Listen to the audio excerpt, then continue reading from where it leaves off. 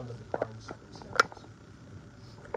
I was advised that to avoid sanction, I should withdraw my support for ArcelorMittal Third Amendment until after the election. It was on that basis that I advised the President, Dr. George Monrovia, to turn over negotiations on the rail to the United States government, since too much propaganda and misinformation were threatening to destroy members of his cabinet.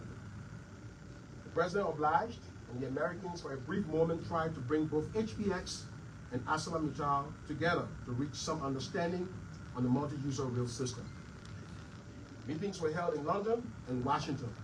Unfortunately, these meetings did not achieve anything, and the Americans withdrew and turned negotiations back to the government of Liberia. The truth of the matter is that ArcelorMittal has an agreement with the government of Liberia signed by the United Party government that gives Mittal the right to use the Nimba rail to be the operator of this rail. In the government's vision to develop a multi-rail system, we have tried to have ArcelorMittal relinquish operatorship of the rail to an independent third-party rail operator for purposes of fairness and equity. Mittal has not been open to this position, and we have been at a deadlock for more than 3 years. Realizing the impossibility of having Mittal give up rail operatorship, and knowing the government was not willing to proceed to international arbitration, which is international dispute adjudication of court, and knowing the government was also not willing to proceed to international arbitration, government moved to a position of having Mittal become user operator in exchange for other critical rights Mittal would have to give up under its current concession that would enable fair and equitable access to third parties such as HPX. That would have enabled us to reach a compromise. Unfortunately, HPX does not seem open to such a compromise and has insisted that Mittal abandons the rail operatorship. Mittal itself does not want to give up the rail operatorship. As a consequence, Samuel Tweah became the biggest victim in this foul play between two billionaires, each of whom aims to undo the outmaneuver the other. This is fundamentally unfair to me and requires correction by U.S. authorities. A few months prior to the 2023 elections, the IMCC paid a visit to the port of Buchanan. Prior to this visit, we had taken the position to press ArcelorMittal harder to share the current facilities at the port of Buchanan with HPX to accept small shipments about 1 to 2 metric tons of ore through Guinea, preferably from HPX. Since under the current concession, Mittal is obliged to share both rail and port. I narrated all of these positionings and repositionings. The Americans to prove that neither I nor other members of the government of Liberia were biased toward one investor against the other, but that we were bent on finding a practical solution to a very complex problem. Given legal concession rights ArcelorMittal has under the current concession, closing them out of operations of the rail would require litigation through courts or the armed forces of Liberia bursting through their premises, violating international law. Since the government did not prefer any of these two options, we only could concede to Mittal's operations in exchange for other rights for third-party companies like HPX. However, these explanations still evidently did not impress some higher-ups in Washington, who have continued to use Africa Intelligence, the propaganda media outfit, to rain attacks against the government of the CDC. The headline of African Intelligence articles published on September 29, 2023 reads, quote, George Weah urged Washington and Robert Friedland. Robert Friedland is the billionaire owner of HPX, with mine transfers to ArcelorMittal. Several such false stories have been planted internationally and locally.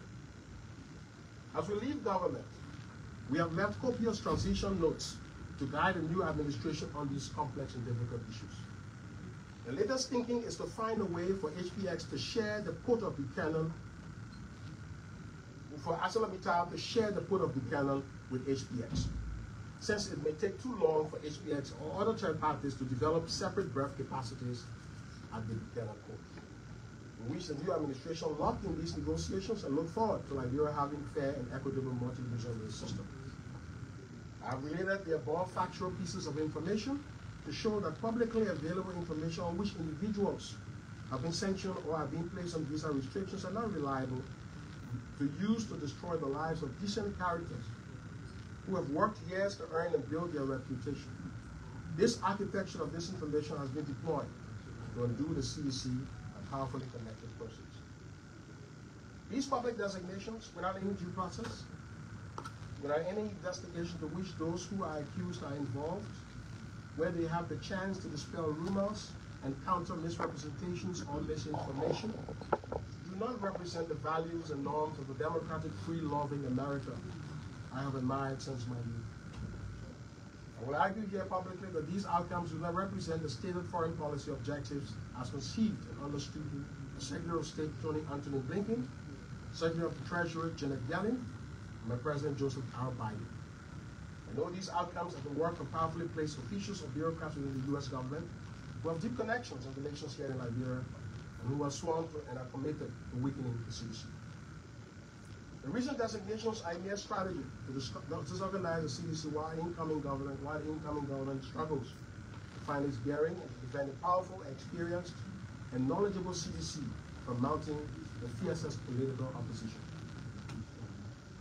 I will also observe that this is a fundamental unfairness to the conduct of foreign policy in the country and against a government that has shown nothing but commitment to the stated foreign policy objectives and interests of the United States.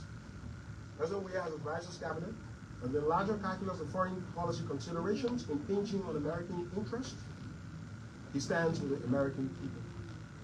Liberia has sided with all resolutions against China, against Russia, and even when the rest of Africa took a different position.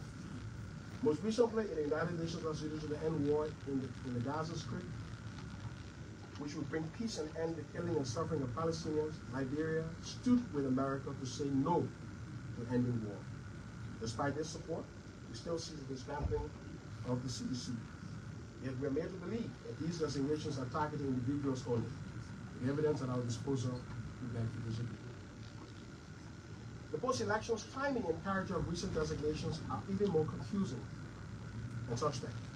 After President Tweah elevated Liberian democracy in his graceful concession to President-elect Joseph and Boakai, his government and party are being disintegrated by designations. In the Liberian Senate, either Senator Abbott Chie or Senator Emmanuel Lukwe stands today the strongest chance of being elected pro tempore of the Liberian Senate. CDC can claim at least 15 senators elect to make this happen. To conceivably eliminate them both and prevent the CDC from controlling both houses, since it is cleared CDC will control the House of Representatives, become necessary to use State Department designations for some of the discretionary chances. To do this, you have to add Samuel Tweah, who had already been targeted in the Asala-Mittal saga as we did it above. By doing this, you might strengthen the hand of the Unity Party to possibly control the Senate, while achieving the other important goal of decapitating the major intellectual linchpin of the CDC. So members of the press, fellow Liberians, members of the CDC have long been targeted. All of you here will bear eloquent testimony to the propaganda of the missing 16 billion, the lies of the so-called 25 million, and the attribution of so-called auditors' debt to members of the CDC government. Even though the U.S.-funded Crow report on the 16 billion have said there was no 16 billion missing, something I had publicly said on radio months before the findings of the Crow report were released. And through a GSC report, and though a GSC audit report on the 25 billion have shown that I have had nothing to do with monies of the CBL, members of the opposition made sure this misinformation were kept on files in the United States. In a meeting with Democratic U.S. Congressman Jim McGovern of the state of Massachusetts in Washington, D.C., I was stunned by the level of detail in the misinformation given to U.S. congressional leaders against the CDC. The congressman told the Liberian delegation in the meeting that President Tweah proposed a 2020 national referendum because he wanted to serve for three terms. When we clarified that this was not the case and that he had been misled by opposition surrogates, the congressman said, quote, "You ought to be here in Washington every week to give us correct information because all the information we have about you guys is damaging," unquote. Similar themes were echoed in several other meetings.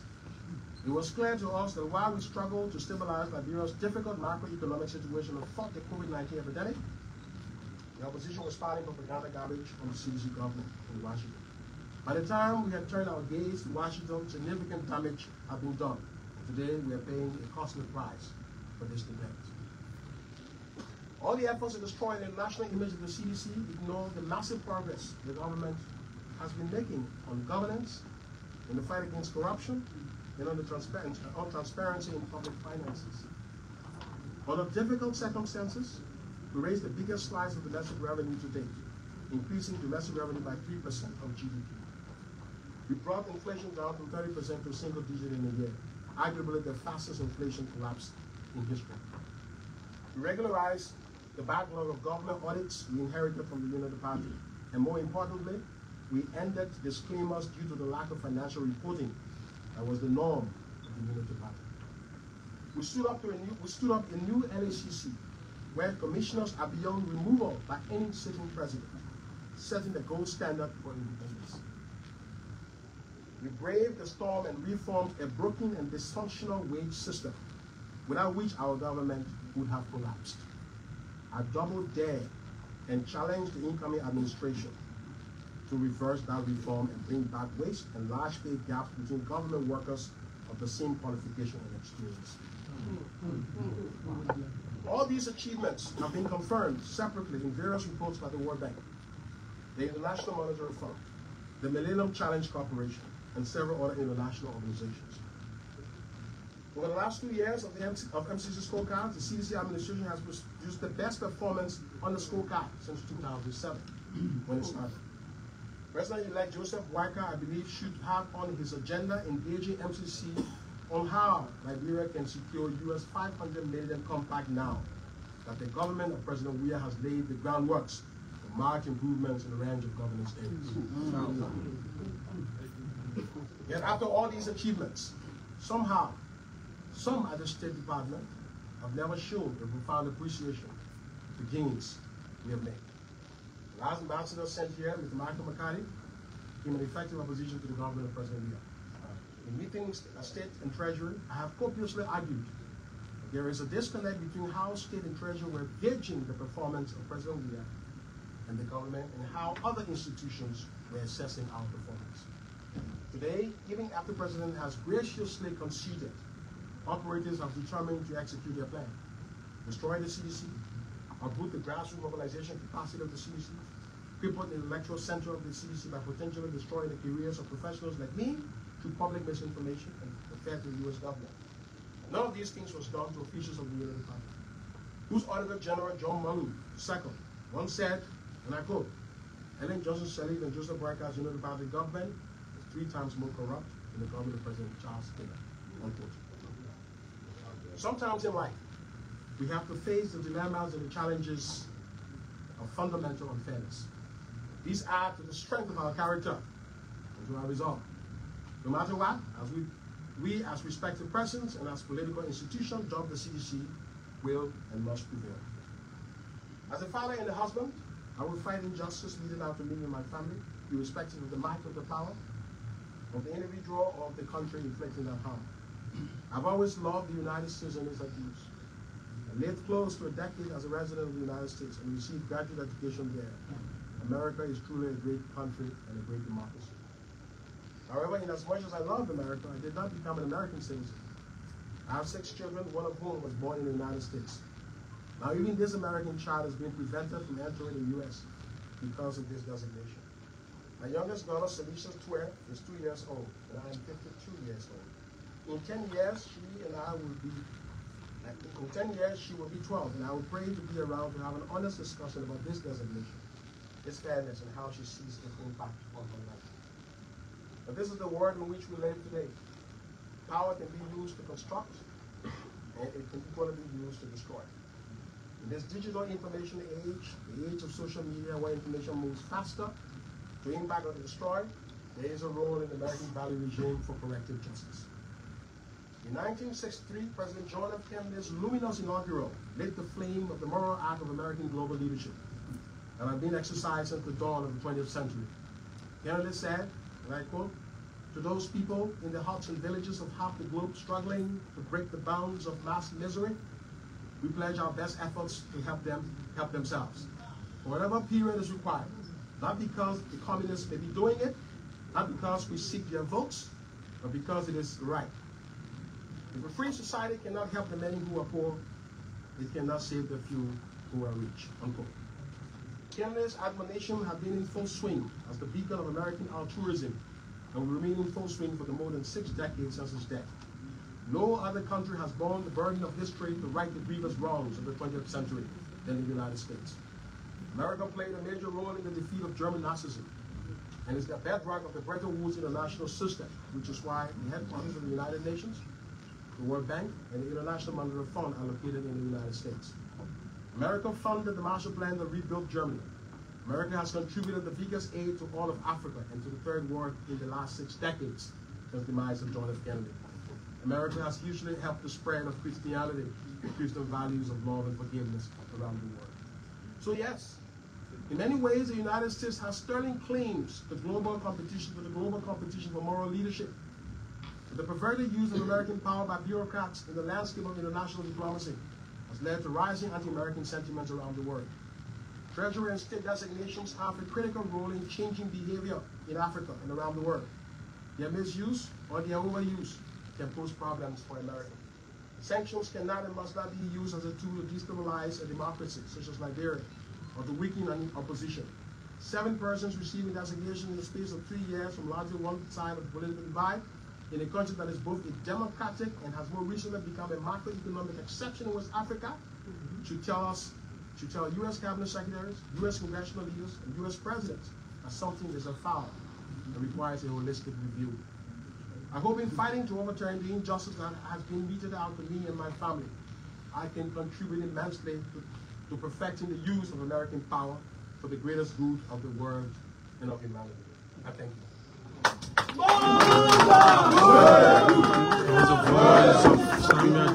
Tweah, Minister of Finance and Development Planning, has been speaking to the press on his sanction, how he was designated and reasons why he was designated by the U.S. Treasury Department. This is Spawn TV. My name is Trokon Flaman. We have been bringing you this live coverage here from the conference hall of the Ministry of Gender Social Protection in Monrovia. Aaron Talu and I, we are here together, and with some of the things that the minister said, that the allegations contained in the designation, the allegations are false and misleading.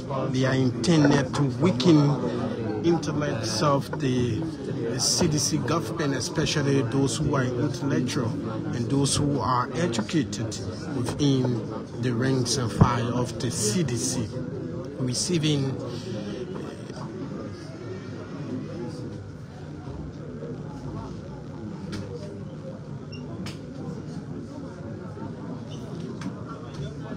the Liberian Finance Minister said he was shocked to have heard he has been designated by the U.S.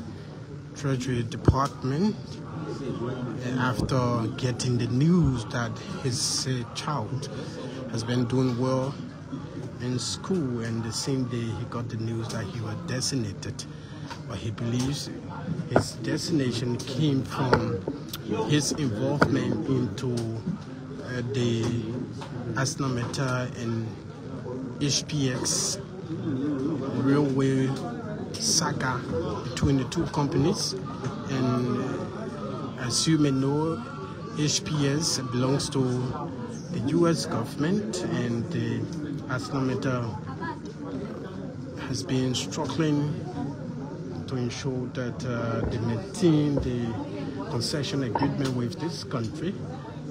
But according to him, when he was in the States some years back, he was warned that he was going to be sanctioned because his involvement into the concession agreement between HPS and Asma Mental Liberia.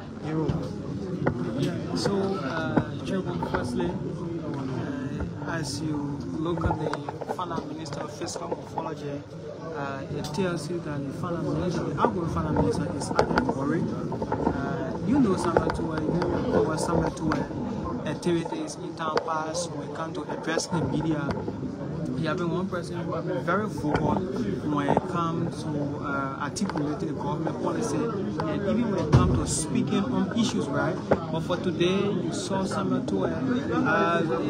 It's clearly tell you that this sanction actually gave Samuel Tweah a different mood, and I can clearly tell you that from the local things, when you see Samuel Tweah appearance, his fiscal appearance had to tell you that based on the particular sanction, since a pronouncement against Samuel Tweah. So you can see that he actually heard, you listen to him, you say that America is indeed a great country. You went to America, you school there, and you also had a dollar in America. So, I mean, he's really hurt by this sanction. It's actually talking by surprise. Yes, Aaron, thank you so much. That's why he said that he's being hurt by this sanction, especially for his family and man, his children, the ones on an 18. He also recalled that he has a 2-year-old child. He can't wait for the child to reach about 12 years old so he can be able to explain the circumstances that led to the sanction and all of that.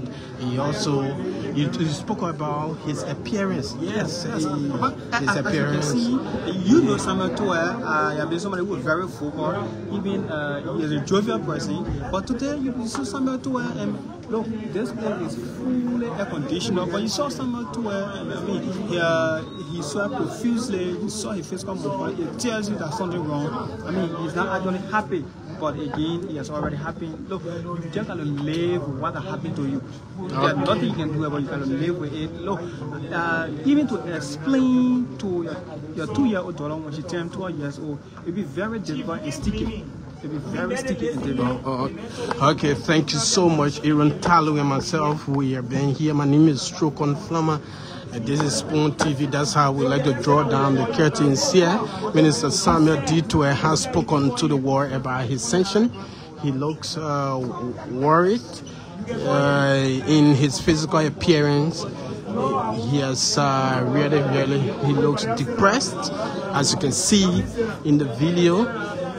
And he also expressed that on camera. Do have yourself a wonderful day from the conference hall of the military agenda social protection in Monrovia.